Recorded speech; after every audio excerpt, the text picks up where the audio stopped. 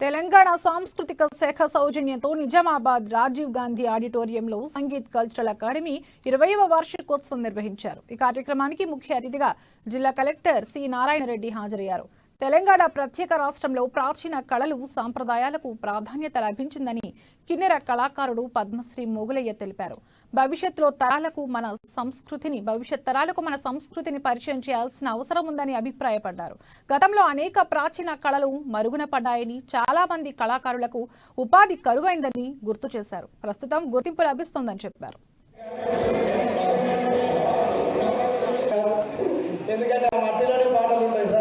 చాలా అదృష్టం సార్. మీరు ఒక అంశాన్ని నమ్ముకుంటూ మనం జీవితాన్ని చెప్పడానికి ఎగ్జాంపుల్ తీసుకోవచ్చు. అంటే నేను అనుకుంటున్నాను, ఇక్కడ చేయిపోయిన ప్రతి ఒక్కరు దాదాపుగా నమ్ముకున్న వాళ్ళే. ఇక్కడ కూడా చిన్నారు, అదే ఇక్కడ పాపులేషన్ ప్రతి ఒక్కరు నేను చెప్పేది ఏంటంటే, మీకున్న స్కిల్స్ ఎప్పుడు కూడా తప్పక అంటే ఒక ఎడ్యుకేషనే కాదు, ఎడ్యుకేషన్తో పాటుగా అనేక రంగాలు మనకు స్కిల్స్ ఉండొచ్చు.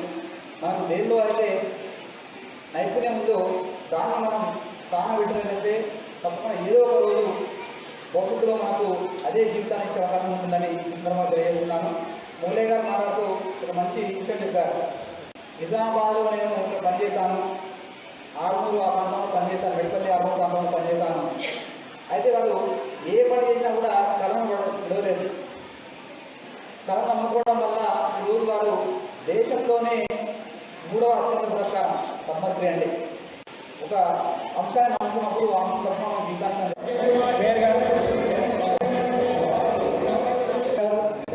ఎందుకంటే ఆ మధ్యలోనే పాట ఉంటుంది సార్. చాలా అదృష్టం సార్. మీరు ఎంత శ్రేణి నుంచి చేస్తారు వారికి ఒక్కసారి మనం గట్టిగా